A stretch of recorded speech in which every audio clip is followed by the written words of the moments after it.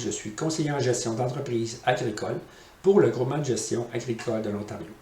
Aujourd'hui, je vais vous parler de la rentabilité globale sur les fermes, suivant des rations à haute teneur en ensilage de maïs. Avant de commencer, j'aimerais vous dire que le prix reçu n'est pas le seul indicateur de profitabilité. Par exemple, dans les champs, plus notre rendement sera bon, plus notre coût de production par tonne sera faible.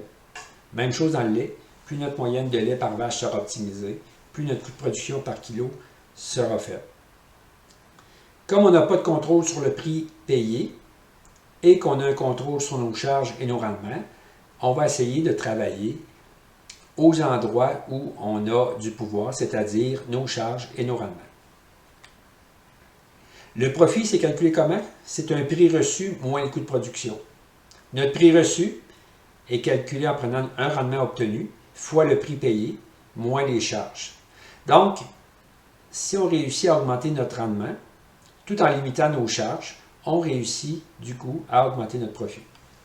C'est important de dire ici que ce n'est pas nécessairement les charges les plus basses qui vont apporter un plus grand profit. J'ai comparé trois rations. Une ration à 90% d'ensilage de maïs et la ration numéro 3 à 100% de foin. Donc, pour un même troupeau, les concentrés achetés dans notre première ration vont coûter 74 000 $, alors que dans notre ration numéro 3, on va être davantage à 32 000 $. Donc, beaucoup moins cher en achat de suppléments. Par contre, quand je regarde mon retour après les charges alimentaires, je réussis tout de même à aller chercher 472 000 $, soit 14 500 $ de plus que ma ration numéro 3. C'est quand même assez appréciable. Dans mes trois rations, mon coût de production pour le foin, ou ma valeur pour le foin, maïs ensilage et le maïs grain sec est la même, basée sur une moyenne olympique des années 2012 à 2019. Je vous réfère à ma première capsule sur les coûts de production du foin et du maïs ensilage, si vous voulez en savoir plus à ce niveau-là. Si on regarde les superficies requises pour nos rations, dans la ration numéro 3, j'ai besoin de 85 hectares au total pour combler les besoins de mon troupeau de 75 vaches, alors que dans ma ration numéro 1, j'ai besoin uniquement de 44 hectares. Ça me laisse donc 41 hectares pour des ventes extérieures.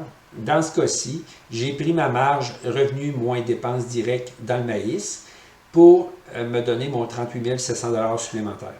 Donc, quand je regarde la différence entre la ration 1 et la ration 3, on voit une marge de 3 500 en faveur de la ration numéro 1. Évidemment, ça ne compte pas certaines charges fixes comme le temps consacré à faire toutes les coupes dans le foin.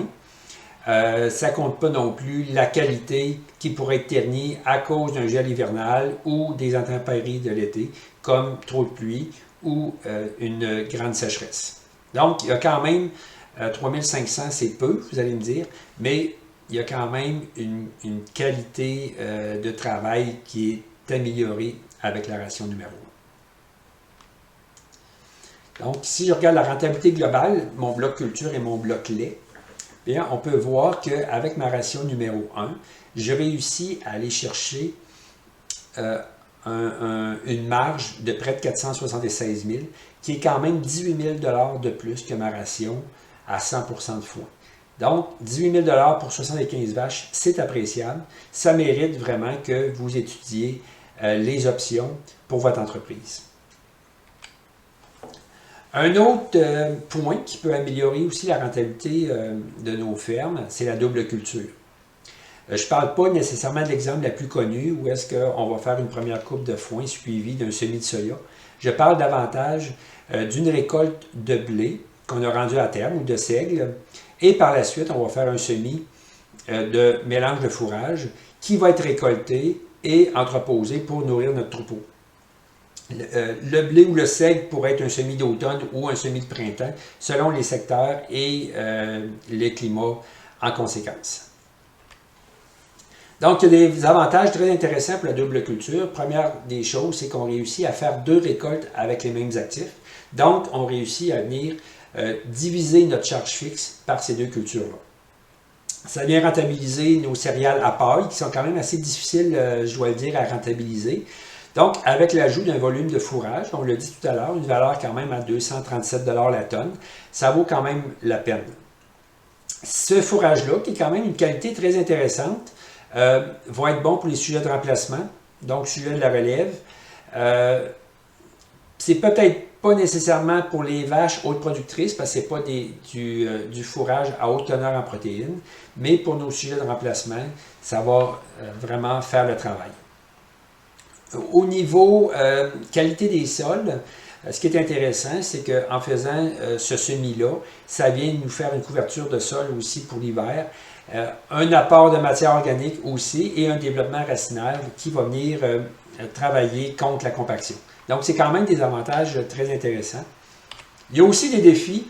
Le grand défi, c'est de prévoir les conditions climatiques.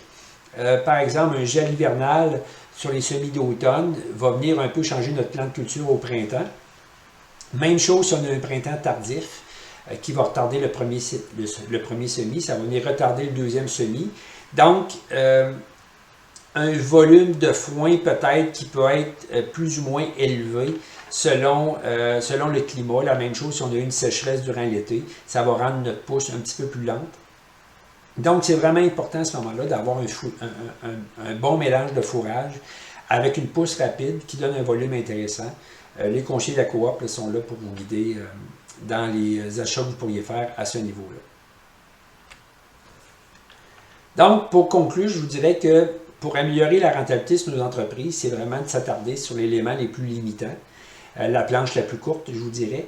Si dans votre cas, l'élément le plus limitant, c'est vos besoins alimentaires qui ne sont pas comblés, des rendements de foin qui sont de plus en plus bas ou une qualité de fourrage plus difficile à obtenir, ben, je vous dirais que les deux options que je vous ai parlé tout à l'heure, soit augmenter la quantité d'ensilage de maïs dans vos rations ou faire une double culture, c'est deux éléments qui viendraient combler peut-être là votre manque à gagner au niveau de la rentabilité.